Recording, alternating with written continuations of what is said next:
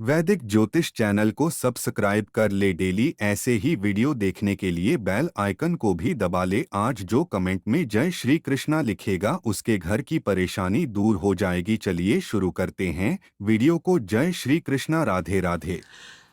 अब जहां आसक्ति थी उससे द्वेष और दूसरे से अभीष्ट भोग प्राप्त करने का लोभ का प्रादुर्भाव हुआ। लोभ के प्रादुर्भाव से बुद्धि भ्रष्ट हो गई। अब इस प्रकार क्रम बदलता चला गया। उससे भी हाथ नहीं, और वो बहुत माया ऐसा रूप रख करके सामने आती जाएगी कि आपको लगेगा नहीं, ये क्या सुख है। फिर उसके बाद उससे भी बढ़कर, क्योंकि वो माया है, उससे भी बढ़कर अब आप कहां तक भागेंगे। फिर आपकी वो दुर्दशा होने लगती है कि आधी छोड़ पूरी को धावे, पूरी मिले ना आधी पावे, कुछ हाथ नहीं लगा, पूरा जीवन बर्बाद हो गया। अब हृदय में लोभ का आक्रांत, क्रोध का आक्रांत, राग, द्वेष और पापाचरण के कारण विपत्तियां। जो धर्म बचाता है, धर्मो रक्षति रक्षिता, तुम धर्म की रक्षा की तो अब तुम्हारी धर्म रक्षा करेगा, उसको तो तुमने छोड़ दिया। अब रक्षक कोई है नहीं, पीस के चला देती है माया। चलती चक्की देख के दिया कबीरा रोए, दो पाटन के बीच में साबित बचा न कोई। तो चलती चक्की देख के दिया कमाल ठठाए, राह सहारे कील के तो बाल न बांका जाए। इस संपूर्ण सृष्टि संचालन की कील है श्री भगवान। राधा राधा कृष्ण कृष्ण कृष्ण, राह सहारे कील के तो बाल न बांका। वो सब संभाल लेंगे जो बिगड़ा हुआ है। एक बार तो आप कदम रखो अध्यात्म में। अब वो क्या करता है, सारा नाटक करने लगता है केवल अपनी वासनाओं की पूर्ति के लिए। चाहे वो धर्माचरण का नाटक हो, चाहे सेवा का नाटक हो, समाज, कुछ भी, वो केवल नाटक करने लगता है अपनी वासना की पूर्ति के लिए। वो केवल नाटक करने लगता है धन के लिए। धर्म का बहाना, सेवा का बहाना और धन प्राप्ति की चाह, वासना की पूर्ति की चाह, यही पाप चाह है और यही उसकी दुर्गति कर देती है। इसलिए अपने मित्र बनो। क्या, जब इंद्रियां आपको विषयों में फंसाने जा रहे हो, उसी समय शास्त्र की बातें, गुरुजनों की बातें तुरंत हृदय में लाओ और उसे काटो। पर यह ऐसा नहीं होता, हम फंसने के लिए राजी। ये माया ऐसी मीठी छुरी है, अपने हाथ से गला काट लोगे। ऐसा मीठा जहर है, अपने हाथ से मांग के लड़ के पालोगे। नहीं नहीं, आप मुझे दीजिए, जो होगा देखा जाएगा, ऐसा जहर है। हितैषी मित्र वही है, वही विद्वान है जो ऐसा करने से अपने को रोक ले। बहुत सुंदर है प्रसंग साधकों के लिए, अध्यात्म मार्ग के पथिकों के लिए। अगर वो ठीक से चलेगा तो जैसे आकाशवाणी होती है, ऐसे उसके हृदय में वाणी प्रकट हो जाएगी। आकाशवाणी जैसे नहीं हुई, भीम जी जा रहे थे, आगे मत जाना, युधिष्ठिर जी आगे मत जाना, आगे सिद्ध और देवताओं का प्रवेश है, कोई अपराध बन जाएगा। ऐसे अंदर तुम्हारे आने लगे, सावधान, अब तुमसे गलती होने वाली है। और वो ऐसी वाणी होगी जो स्पष्ट सुनाई देगी, और आप अगर स्वीकार करेंगे तो आगे बढ़ जाएंगे। किसी से पूछने का, प्रश्न का उत्तर ही नहीं, अंदर ही सब आ जाएगा। ये बहुत महिमा की बात है। जैसे आकाशवाणी होती है, ऐसे तुम्हारे अंदर वाणी जागृत हो जाए, सावधान। बोले यार, कोई तो हृदय में रोक रहा था पर मैंने सुना नहीं, हाय सुन लेता तो आज ऐसी दुर्दशा को न प्राप्त होता। यदि आप ठीक से चलोगे तो बाहर प्रश्न करने की जरूरत नहीं, अंदर ही आपको उपदेश प्राप्त होना प्रारंभ। यह अध्यात्म मार्ग है, यह बहिर्मुख मार्ग नहीं, यह अंतर्मुख मार्ग है। राग रूपी दोष के कारण 3 प्रकार से अधर्म की वृत्ति बढ़ने लगती है।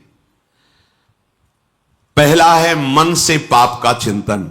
कलयुग में नहीं लगता है, पर मन से पाप का चिंतन होते ही संकल्प बन जाता है, क्रियाओं में उतार देता है। इतनी सामर्थ्य कलयुगी पुरुष की नहीं कि मन से किए हुए चिंतन को रोक सके, संकल्प ना बनने दे, क्रिया ना होने दे।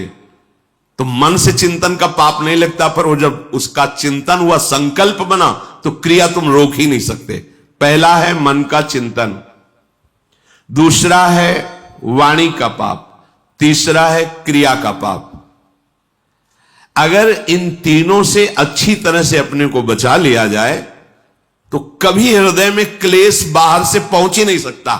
बाहर क्लेश में परिस्थिति है, पर आप आनंदित हैं। अगर आपका हृदय क्लेशित है तो इन तीन में से कहीं एक भी होगा, तभी वो प्रवेश किया। या तो वाणी के द्वारा पाप हो रहा है, या आपके शरीर के आचरण के द्वारा पाप हो रहा है, या आपके मन के संकल्प पाप में बन रहे। प्रवेश का अवसर मिल जाएगा, नहीं क्लेश हो ही नहीं सकता। जिस हृदय में नाम चल रहा है, निष्पाप है, उसका हृदय जल कैसे सकता है, क्लेशित कैसे हो सकता है? वहां तो आग लगती है भगवत मिलन की, विषय की चाह कहां।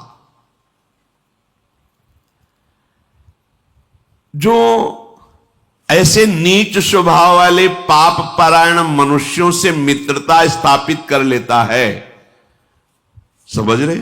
मन से पाप का चिंतन, शरीर से पाप की क्रियाएं, वाणी से पाप की बातें बोलना, ऐसे लोगों को जो मित्र बना लेता है उसको उसी लोक की प्राप्ति होती, वही दुर्गति होती जो उसकी होती है।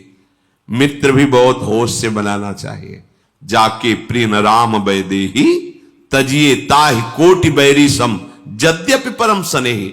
मुझे पापाचरण में लगा रहे हो, अपनी मित्रता की दुहाई देकर, ऐसा मित्र हो ही नहीं सकता। मित्र तो वो होता है जो कुपथ निवार सुपंथ चलावा, गंदे मार्ग से हटा के अच्छे मार्ग में चलाए, उसे मित्र कहते। वो तो शत्रु है, अपने को मित्र घोषित करके हमारा पतन कराना चाहता है।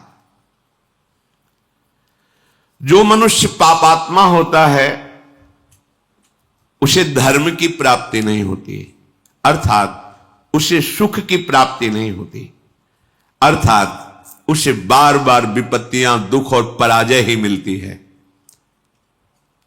बार बार प्रश्न होता है कि प्रयास करने पर मैं सफल क्यों नहीं हो पाता? क्योंकि कोई टांग खींच रहा है तुम्हारी, ऊपर चढ़ने नहीं दे रहा। कौन है वो? तुम्हारा किया हुआ पाप कर्म तुम्हें आगे नहीं बढ़ने दे रहा। ये तो आप अच्छे से समझ लो, खूब हृदय के अनुभव की बात करते हैं। जहां गलती होगी तो तुम शरणागत हो, तुम्हें आगे जन्म में नहीं भुगतना है, अभी भुगतना है। क्योंकि कैसे भी हो तो श्री जी के ना, आप देख लेना, अगर गलती करोगे तो इसी, अब आगे के लिए तो नहीं, क्योंकि बहुत कृपा है, वो तो विश्वास करो। शरणागत हो, जैसे भी हो, मेरी महारानी जो नेक हो नरिस कहूं, भूली हूं ना हो सकी, स्वभाव है। पर मेरे प्रीतम का जो विधान है, तुरंत भोगना होगा, तुरंत। ये जो पापाचारियों को तुरंत भोगना नहीं होता ना, क्योंकि इनको बहुत भोगना है। शरणागत को तुरंत उसका दंड मिलेगा, 2, 4, 6 दिन में, 10 दिन में देख लेना। अगर थोड़ी भी गलती हुई है तो आपको झुकना पड़ेगा, आपको जलना पड़ेगा, आपको रोना पड़ेगा, आपको कष्ट भोगना पड़ेगा तुरंत, क्योंकि वो ब्याज सहित आगे नहीं मिलना है। तुम शरणागत हो, तुरंत हिसाब होगा। पर जो पापाचारी जन होते हैं, वो जब पापाचरण करते हैं तो उनको तुरंत पुण्य लगा दिया जाता है उनके साथ। अब उनको लगता है कि मेरे पाप का कोई परिणाम तो मिल नहीं रहा, बड़ी मस्ती है, पर वो जान नहीं रहे कि जिससे मस्ती आ रही वो तो खत्म हो रहा है। अब जो हमने नई फसल बोई, पुराना जो पाप है जब मिलेगा तो मस्ती की क्या बात, श्वास लेने लायक नहीं रह जाओगे। बहुत सावधान। उपासक को चाहिए कि जिन सुखों को तुम भोगों में ढूंढ रहे हो वो वहां नहीं है, वो तुम्हारे अंदर है। सुख राशि तुम्हारा स्वरूप है, आनंद सिंधु भगवान तुम्हारे हृदय में बैठे, तभी विश्राम मिलेगा। मान लो, अगर ये बात तुम्हारी अभी समझ में नहीं आ रही तो मान के चलोगे तो समझ में आ जाएगी। सबके भीतर महासुख है, बाहर नहीं है। हम सब बाहर ढूंढ रहे हैं, आज तक कोई सुखी नहीं हुआ। लौटो, अंदर लौटो। सर्वात्मना न विसृजेत बहिरिंद्रियाणि एकश्चरण चित्त मनंत ही से। अपने चित्त को अनंत महिमा वाले प्रभु के नाम में लगा दो, उनकी लीला कथा में, उनकी सेवा में सत्कार्य करते, अभी आनंद आ जाएगा। अभी आनंद की पहचान ही आप नहीं जानते। तुम्हारी बुद्धि पवित्र हो जाएगी, तुम सूक्ष्म हो जाओगे, तुम्हारे सामने तत्व होगा। ये सृष्टि नहीं होगी, तभी तुम महात्मा कहे जाओगे। महात्मा उसी के आगे लगता है सर्व रूपों में अपने प्रभु का साक्षात्कार कर लेता है। वासुदेवा स्वरमिति समहात्मा सुदुर्लभा, वो दुर्लभ महात्मा है जो सब जगह अपने प्रभु का दर्शन करता है। चित्तस्य ही प्रसादेन हंति कर्म शुभाशुभम प्रसन्नात्मात्मनि स्थित्वा सुख मानन मश्नुते। जब तुम्हारा चित्त प्रसन्न हो जाएगा, यह सबसे बड़ी उपलब्धि हुई। चित्तस्य ही प्रसादेन, आनंद से लबालब हो रहा है चित्त। क्यों? क्योंकि आनंद का चिंतन हो रहा है। आनंद कौन है? प्रभु। मुरारी पादार्पित चित्त वृत्ति, एक एक वृत्ति से प्रभु का चिंतन कर रहा है, सब सेवाएं कार्य करते हुए। प्रसादेन, एकदम आनंद, प्रसन्नता। अगर चित्त ही प्रसन्न नहीं है तो समस्त शुभ कर्मों का फल जो सुख आया है लौकिक, वो जलाता रहेगा, तुम्हें सुख नहीं भोगने को मिलेगा। बहुत समझिए, चित्त प्रसन्न है तो आपके पास कुछ ना होते हुए भी आप बादशाह हैं, और चित्त जल रहा है तो सब कुछ होते हुए भी आप अभागी हैं।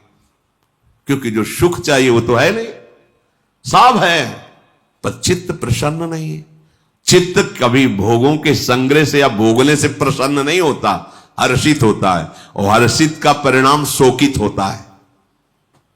प्रसन्नता होती, ब्रह्मभूता प्रसन्नात्मा न शोचति न कांक्षति, जिसे तत्व का ज्ञान या भगवत साक्षात्कार हो जाता है। अखंड आनंद, परम प्रसन्नता। मान लो तो आनंद का अभी आप सोच भी नहीं सकते किसे आनंद कहते हैं। जिसका अंतःकरण हर समय प्रसन्न रहता है, वो अक्षय महासुख को प्राप्त होता है। जैसे किसी को अच्छा अच्छा भोजन पवा दिया जाए खूब यहां तक, इसके बाद उसको खूब भोजन रखा जाए, ऐसी तृप्ति हो जाती है। ब्रह्मादिक के भोग सब विषम लागता है। अब उदाहरण, उस आनंद का तो कोई है नहीं जोड़, तो कह रहे कि जैसे कोई खूब गले तक छक जाए, इसके बाद उसको कहो कि आधा लीटर खीर और पी लीजिए, थोड़ा गुलाब जामुन। ऐसे जब चित्त में भगवदानंद होता है तो ब्रह्मादिक के भोग भी उसे कैसे लगते हैं? विष के समान। अब और कछु न सुहाय, जुगल सेवा सुख पगे। कुछ नहीं, अब कुछ नहीं, अब कछु नाथ न चाहिए। प्रभु अब कुछ नहीं चाहिए, बस अब कृत्य कृत्य भयो। ये कब होगा? यही सुख है, अब पाए। वो क्या? चित्त का प्रभु के चिंतन में लगे रहना। कैसी होती है ऐसे चिंतन करने वाले की हृदय स्थिति? बोले जैसे वायु रहित स्थान में दीपक जलाया जाए तो एक तार लो, ऐसी होती है प्रसन्नात्मा का भगवत चिंतन। स्वाभाविक हर समय चल रहा है। ये न सोचे कि भावदेह की प्राप्ति हो जाएगी तो सब क्रियाएं बंद हो जाएंगी, फिर हमारा गृहस्थी का कार्य कैसे होगा? ऐसा नहीं है। आप देखो, हित सजनी के अवतार है महाप्रभु हरिवंश चंद्र जो अवतार है ना। गृहस्थी में जब तो 3 पुत्र 1 कन्या, पूरा सब भागवतिक उपदेश, भागवतिक व्यवहार। वहीं बंचंद महाप्रभु, कृष्णचंद महाप्रभु, गोपी नाथ महाप्रभु, ये तो महाप्रभु के पुत्र। साप देवी एक बालिका भी थी, और हित सजनी के अवतार है, तो उनको भाव प्राप्त करना है क्या? अच्छा, यहां जब वृंदावन नित्य सेवा श्री जी की प्रातः से शयन तक सेवा में कोई त्रुटि नहीं। आए हुए जनों को अब उपदेश भक्ति को कहो, जैसी विधि जाके चित रहो, लहो जो मनवांछित सफल। जैसी जैसी भक्ति सबके हृदय में सब हो रहा है ना। और है कौन? वहां भाव थोड़ी प्राप्त कर, वो तो आए ही है भाव दान करने। तो ऐसा नहीं कि इस भाव को प्राप्त हुआ वो बोल नहीं पाएगा, वो चल नहीं पाएगा, वो क्रियाएं नहीं, ऐसा नहीं। ये अलौकिक सामर्थ्य होती है। दुर्वासा जी की स्थिति से भी बड़ी स्थिति अम्बरीश जी की है। कैसे प्रमाणित करो? तो दुर्वासा जी ने कृत्या पैदा करी, अम्बरीश जी एक कदम पीछे नहीं हटे, सुदर्शन खेद लिया तो त्रिभुवन में भागते घूमे दुर्वासा जी। स्थिति यहीं से देख लो। कृत्या भयंकर ज्वालामयी अम्बरीश जी को नष्ट करने के लिए दुर्वासा ने प्रकट की और दौड़ी दुर्वासा जी की प्रेरित होकर अम्बरीश जी की तरफ। ऐसे हाथ थे दुर्वासा की प्रणाम मुद्रा, एक कदम पीछे नहीं हटे। स्थिति देखो। और जे ही सुदर्शन चक्र ने कृत्या को नष्ट किया और दुर्वासा जी को दूर से ताप, तो पूरे त्रिभुवन में भागते गए। भागना पड़ा, खड़े नहीं रहे। अम्बरीश जी का क्या कार्य रुका हुआ है? चक्रवर्ती सम्राट, सारे कार्य हो रहे हैं और आठों पहर उनकी स्थिति केवल कृष्ण में है। सावई मना कृष्ण पदा। ये ना समझे कि अब ये जो भक्ति को उपदेश करें इसका मतलब हमें बाबा जी बनना पड़ेगा और मतलब एक गुफा में बैठ के, एक कमरे में बैठ के आंख मूंदे, ये भक्ति ये बहुत प्रवीण, बहुत ऐसा नहीं। देखो आचार्यों को, महापुरुषों को, सबको देखो ना, स्थिति किस कोटि की है, कैसे लोक व्यवहार में वैसे दिखाई दे रहे। वो सामर्थ्य भागवतिक है। जैसे कोई बहुत कठोर हो सकता है तो फिर कोमल कैसे हो सकता है? एक ही बात तो होगी ना। बहुत कठोर हृदय तो कोमल हृदय उसको कैसे कहा जा सकता है? लेकिन प्रभु को कहा गया वज्रादपि कठोराणी और कुसुमादपि कोमलानी। कुसुम से भी कोमल हृदय और वज्र से भी कठोर हृदय। प्रभु को कहा गया अणुअणियान महतो महियान। वो छोटे से सबसे छोटा है और बड़े में सबसे बड़ा महान है। जो सूक्ष्मदर्शी से जीव देखा जाए उसके हृदय में आराम से शयन कर रहा है मेरा गोविंद। और अनंत ब्रह्मांड एक रोमकूप में वास कर रहे हैं। दिखलावा ते माते अद्भुत रूप प्रचंड, रोम रोम प्रतिलागे कोटि कोटि ब्रह्मांड, अणुअणियान महतो महियान।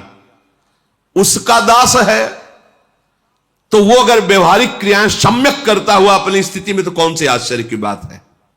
क्योंकि सर्वाश्चर्य में प्रभु की आराधना है। ये न सोचे कि हम गृहस्थी में अगर हमको ऐसी कोई, एक लिए पूछा था जब भगवत प्राप्ति हो जाएगी तो सोने को मिलेगा कि नहीं? सोने को मिलेगा नहीं, हमें तो डर लगता है भगवत प्राप्ति वाली बात सुन के कि मतलब पता नहीं क्या होता होगा। जैसे सोने में आनंद आता है, खाने पीने, ये सब चलेगा कि नहीं? मतलब भगवत प्राप्ति की स्थिति को समझ कैसे बताए? अब ये बताने लायक बात ही नहीं कि मतलब उसको शब्द ही नहीं, उसको कैसे शब्द में मुंह का स्वादनवत एक अद्भुत परमानंदमय स्थिति में सब कुछ करने में। भाई जी के जीवन चरित्र में आया, प्रकाशित भी है, उसमें लिखा भी। जब भाई जी की पत्नी ने भाई जी की महिमा और सुनी, देखी सब, तो उन्होंने कहा आप तो भगवत प्राप्त हो गए, आप तो भगवत स्वरूप हो गए। मेरा क्या, मेरा गृहस्थ धर्म तो ऐसे ही रह गया ना। मुझे एक संतान चाहिए थी। तो भाई जी ने इसे सर पे हाथ रखा और कहा तू क्यों चिंता करती है? तेरे लिए हनुमान प्रसाद ही है। और इसके बाद सावित्री नाम की कन्या प्रकट हुई।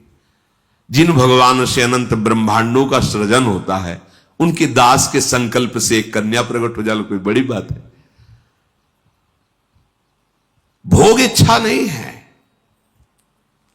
लेकिन उनमें इतनी सामर्थ्य है। विषयान ग्रहण तो मुंचन, तो ऐसी वो स्थिति है। अब उसको तो इसलिए हम खोल के बता रहे हैं कि ये लगेगा ये बाबा जियों को स्थिति प्राप्त हो, गृहस्थ हम तो हमारा तो सब घर चौपट हो जाएगा ना। माताएं बहनें गृहस्थ सब परेशान हो जाएंगी कि ऐसी स्थिति, मतलब जैसे कोई कहने लगते ना कि इनकी तो बड़ी ऊंची स्थिति है, अभी तो कुछ काम ही नहीं करते, बस कहते हो ऐसा। देखो हम आपको प्रार्थना करते हैं कि ऐसा कोई नाटक मत करो जिससे भक्ति को आप दोषी ठहराएं कि जिसके हृदय में भक्ति आ जाती है वो किसी कार्य लायक नहीं रह जाता। ऐसा मत कीजिए, नाटक मत कीजिए। हम आपको प्रार्थना करते हैं, आप लोग घंटा 2 घंटा 4 घंटा भक्ति करते होगे, संत जन जीवन इसी में चला जाता है, और फिर आपके बीच में बैठ करके वो बेहोश तो नहीं हो जाते हैं? आप ऐसा तो नहीं है कि कोई भी कार्य ऐसा हो रहा है क्या, या किसी भी बड़े महापुरुष बड़े बड़े संत हमारे भारत में हुए कि ऐसी भाई कोई नहीं, एक ज्ञान विज्ञान की अखंड धारा जागृत होती है, आनंद की अद्भुत धारा, उस धारा में डूबे हुए बिल्कुल व्यवहार वैसे। किसी भी महापुरुष के चरित्र पढ़ के देखो, ये कभी भावना मत कर लेना कि ये ऊंची स्थिति भागवती स्थिति का मतलब है कि मनुष्य बेकार हो गया। बेकार नहीं होगा, परम प्रवीण हो गया। तुमसे अपना घर नहीं संभलता, और जब राष्ट्र का विशेष पद उसे मिलता है तो उतनी सामर्थ्य भगवान दे देते हैं, लाखों करोड़ों को संभालता है। समझो ना, तुमसे अपना घर नहीं संभलता, अपने घर का निर्णय ठीक नहीं कर पाते, वो पूरे विश्व में अपने देश की रक्षा कर रहा है और अपने देश को संभाल रहा है। सामर्थ्य किसने दी? जरा सी सामर्थ्य भगवान की उदय हुई तो राजा पूरी प्रजा की रक्षा करता है, पूरी प्रजा का पोषण करता है। सोचो, उस सामर्थ्य को जिसने प्राप्त कर लिया, सर्व सामर्थ्यशाली प्रभु को, उसके द्वारा कहीं ऐसा होगा? वो एक परमानंद की स्थिति में रहता हुआ भी सम्यक रूप से सब व्यवहार करता है। कितने ऐसे महान गृहस्थ हुए हैं जिनके सामने भगवान खेलते हैं, नरसिंह मेहता जी आदि बड़े बड़े महापुरुष। क्या ऐसा हुआ कि वो पागल हो गए, वो बावरे हो गए? वो ये जो जैसे कभी कभी एक दो आप लोगों ने बताया कि वो जब से सत्संग सुना कुछ दिन पहले से, अब उनकी स्थिति तो ऐसी कि घर का कोई कामकाज नहीं तो सब परेशान है। भैया हम हाथ जोड़ के कहते हैं ऐसी कोई स्थिति नहीं होती, ऐसी स्थिति नाटक की होती है, ऐसा मत कीजिए। क्योंकि बड़े बड़े संतों के दर्शन किए हैं, वो अपनी सम्यक दिनचर्या रहती है, ऊंची स्थिति है, सम्यक दिनचर्या रहती। ऐसा नहीं होता कि घर वाले परेशान हैं कि पता नहीं कौन सा मतलब जादू चढ़ गया, ऐसा नहीं होता। या फिर एक दो जैसे कभी वो झटके और ये झटके मटके कुछ नहीं होते हैं, ये भगवता आनंद है। ये मतलब है ना, वो मूर्छित हो, राधा मूर्छित हो गए ऐसे। अब वो पानी डाल रहे हैं, कोई चरण रज लगा रहा है, कोई चरण छू रहा है, ऐसा नहीं होता है। हाँ ऐसा होता है, वो एक अलौकिक स्थिति है। सच्चे मार्ग से चलो, स्थिति प्राप्त हो जाएगी। वो ऐसा मत करो जिससे तुम्हारा जो सौभाग्य उदय हुआ है वो नाटक में फंसकर नष्ट हो जाए। सही मार्ग का अवलंबन लो। जो अपने साधन भजन पवित्र आचरण का क्रोध दिलाने वालों से प्रेरित होकर क्रोध करके उनका अपमान करता है, अपने क्रोध को प्रकट कर देता है, तो ये प्रमाद उसकी भजन वृत्ति को रोक देता है। बहुत ध्यान से, इसीलिए पूज्यपाद उड़िया बाबा ने कहा कि भजनानंदी महात्मा को क्रोध से बचना चाहिए। 1 महीने के किए हुए भजन को एक बार का क्रोध प्रभाव रोक देगा। अब बाबा तो सिद्ध महापुरुष थे, उन्होंने जो अनुभव किया वो बोला, पर शास्त्र भी कहता है कि यदि आपको कोई क्रोध दिला रहा है, दिलाएंगे, मतलब ऐसे कि हमारा कोई मतलब नहीं, पर वो जानबूझ करके आपको रोकेंगे, छेड़ेंगे, आपको परेशान करेंगे, ऐसा षड्यंत्र रचेंगे कि आपको गुस्सा आवे। जैसे एक अभी पीछे सुनाया था ना, शिष्य ने कहा गुरुमंत्र ले, तो तुम्हें क्रोध दिखाई देता है, तो गुरुजी ने प्रेरणा की, झाड़ू मार देना, आपकी टोकरी डाल देना, ऊपर पूरी डाल देना। तो हमारे गुरु भगवान है, वही प्रेरित करते हैं, जाओ पीछे से बोल, बड़ा पाखंडी नीच है, देख ड्रामाबाज जा रहा है। वैसे दृष्टि जाएगी, ड्रामेबाज कहा है, पाखंडी कहा है, अच्छा तो फिर हम तुम्हें दिखाएंगे कि हमारा अब आ गया। बिल्कुल नहीं, चुप, प्रणाम, और रोना चाहिए, प्रभु देखो ये ठीक कह रहे हैं, मैं हूं ना, पर जैसा हूं आपको नाथ मुझे स्वीकार कर लो। प्रभु देखो अब तो गवाही मिल गया ना, पहले तो हम ही एकांत में कहते थे मैं नीच हूं, मैं पाखंडी हूं, अब तो गवाही मिल गया। जब गवाही मिल जाए तो पक्का हो जाता है ना, तो प्रभु पतित पावन हो, दयामय हो, आप हम पे ये भाव आने चाहिए। क्यों? तो क्रोध दिलाने के लिए आएंगे, पक्का आएंगे, और आते हैं जिंदगी में देखने को मिल। कितने गृहस्थ जन आके कहते हैं कि हम बहुत बचना चाहते हैं, पर हमारे को ऐसा छेड़ा जाता है, ऐसा किया जाता है कि हमें गुस्सा आ जाता है। ना आए पाए, उसे चुपचाप सहन कर लो, आप अपने भजन को बचा लो। ये पवित्र मार्ग है, अध्यात्म मार्ग है। बार बार गुस्सा करते रहोगे तो अनुभव ही नहीं आएगा। स्मृति नष्ट करता है गुस्सा। कामा संजायते क्रोधा, क्रोधा स्मृति विभ्रमा, और स्मृति हमारा धन है, भगवत स्मृति क्रोध चुरा लेगा, बहुत सावधान। उपासक को चाहिए कि पूर्व रात्रे परे चैव युंजान सततम मनः लघ्वाहारो विशुद्धात्मा पश्चन्नात्मान आत्मनि। यदि तुम्हें इसी जन्म में भगवत प्राप्ति करनी है तो लघ्वाहारो लिखा है, थोड़ा भोजन पर सुधार कीजिए, हल्का भोजन कीजिए, मतलब जितना आपके, अब जितने में आप कितना उतना नहीं है, मतलब प्राण पोषण हो जाए, आपकी दिनचर्या चल जाए, क्योंकि आप जिससे भगवत मार्ग के पथिक हैं तो अधिक भोजन पाएंगे। देखा है, ये भी अनुभव किया, अधिक भोजन से भजन में अरुचि होती है। स्वादिष्ट अधिक भोजन पा लेने से वो सतोगुणी भोजन भी तमोगुण हो जाता है, उसमें प्रमाद स्थिति आ जाती है। इसलिए कह रहे हैं, आदेश करें लघ्वाहारो, भोजन का एक आप अनुपात बना लीजिए कि आपको इतने भोजन से चल जाएगा और बहुत काल तक आप अपने नियम में स्थित रहिए। पर मानता तो कोई है नहीं, मान जाओ, मानने के लिए ही सत्संग हो रहा है, मान जाओ। जितना आप एक नियम बना लो, आप एक दिन पाके देखो, और वो लघुआहार वही माना जाएगा भोजन पाने के बाद तुरंत क्रिया या बैठना पड़े, मतलब कोई क्रिया में लगना पड़े या बैठना पड़े, आपको पेट का वजन नहीं आना चाहिए। ऐसा नहीं लगना चाहिए या खाए तो थोड़ी देर लेट जाए, ऐसा लेट जाओ अच्छा है, पर आपको नहीं लगना चाहिए। इतना भोजन लघुआहार कहा जाता है। जैसे 4 रोटी पाने की दम है और आप 2 पा लो तो वो लघुआहार के अंतर्गत आएगा। इतना कम भी नहीं पाना है कि भोजन का चिंतन होता रहे, भोजन का चिंतन छूट जाए और पेट का चिंतन ना हो कि इतना अधिक पा लिया है कि अब गैस की गोली चाहिए और फिर सुबह कब्ज निवारण के लिए औषधि चाहिए और अब क्रिया में भजन में मन नहीं लग रहा। ऐसा नहीं, एक नियत साधक को एक नियत भोजन अनुपात में कर लेना चाहिए। इतना हमें, इतनी सब्जी, उसे उचित रहता है बार बार ना लेना। जैसे पंगत में बार बार चलाया जाता है, अपने घर की बात है, बार बार ना लेना ये बहुत उचित रहेगा। एक बार में आपने देख लिया भाई हमें 4 रोटी रखिए, इतनी दाल, इतनी सब्जी, इतना है, बस। दूसरे बार बार ले, हमें सबके लिए निषेध नहीं, हमारा एक इतना है, बस इतने में हो जाए। अब पा लिया, बस उठे, बोले खीर अमुक अमुक, हाँ ठीक है, आप इतनी खीर रख, हाँ बस ठीक है, ठीक है, वो अनुपात देख लिया हमारा भोजन, हाँ बस ठीक जाए।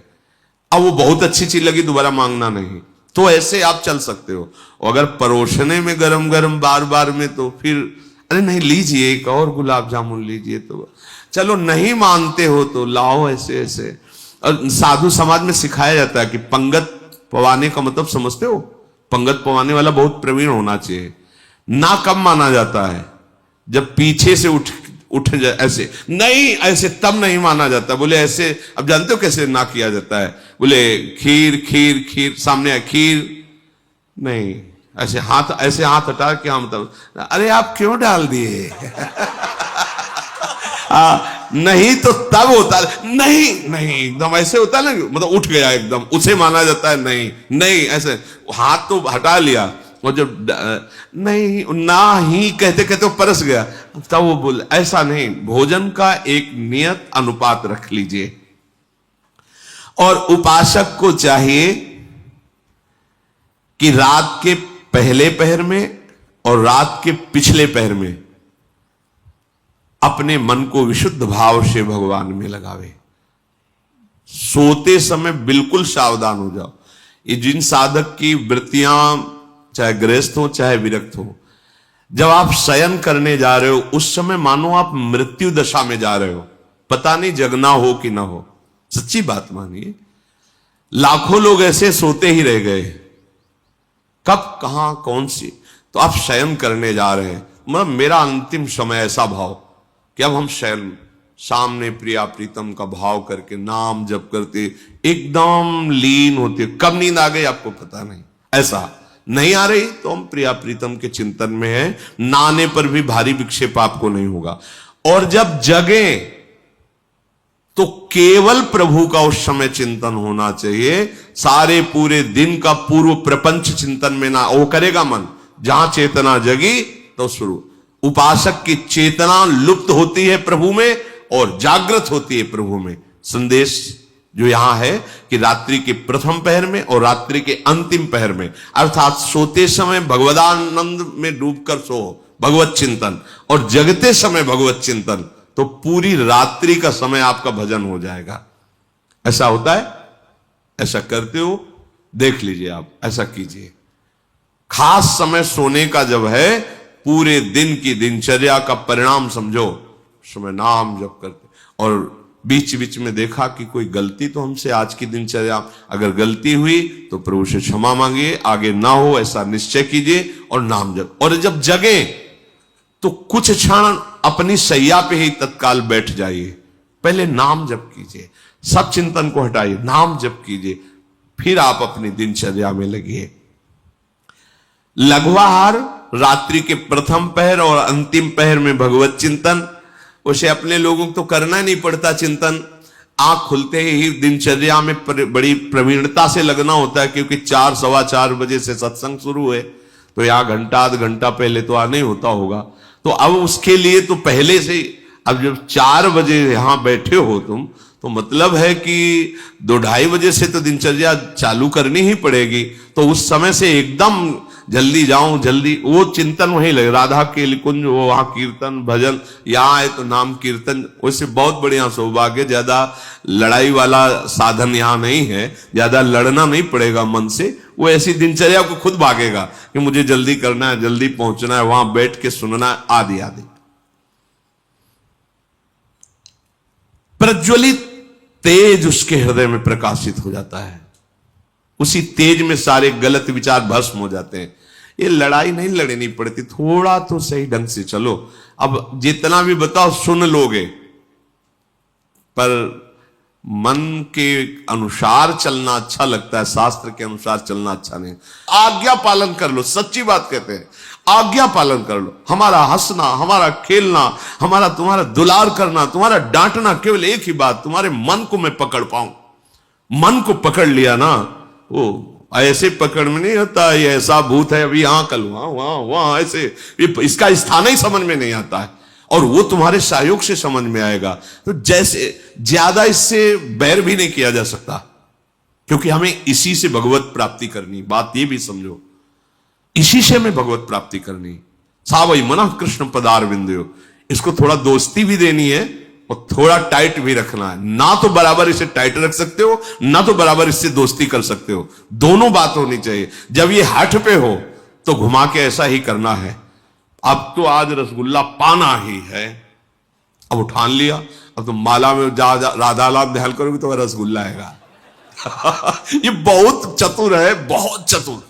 अब बार बार हृदय में जलन होगी ऐसा, तो हमें लगता है कि अगर पैसा हो तो ले आओ रसगुल्ला, श्री जी को भोग लगाओ, इसे पवा दो। देखो भाई, तुमने कहा था रसगुल्ला, अब हमारी बात मानो, 11 माला बैठ के करो, राधा राधा राधा राधा राधा। अब अगर चंचलचा की तो ठीक नहीं है, तुम्हारी बात हमने, उचित धर्म की बात हो। ये पूज्य मथुरा दास जी महाराज के श्रीमुख से सुना, बड़े सिद्ध संत थे, तो उन्होंने कहा कभी कभी, लेकिन अधर्मयुक्त नहीं। क्या धर्मयुक्त कहा तो हम कर नहीं, फिर उसमें डांट लगानी। जहां धर्मयुक्त है वहां, जैसे कभी मन आज ऐसा, तो ठीक है चलो, वो करते श्री जी को भोग लगाया, जय जयकार की, पाया, अब लगो तुम्हारी बात हमने एक मान ली, अब हमारी एक बात मानो, इतना भजन करो, इतना ऐसा पुराने संतों ने भी किया। जैसे कोई मांग की तो लाए और टांग दिया ऐसे, और कहा बिल्कुल 2 घंटे बाद हम आपको पवाएंगे, 2 घंटे हमारा साथ दो, जल्दी से इतना नाम जप कर लो, इतना मंत्र जप कर लो, देखो टंगाए हम पवा देंगे।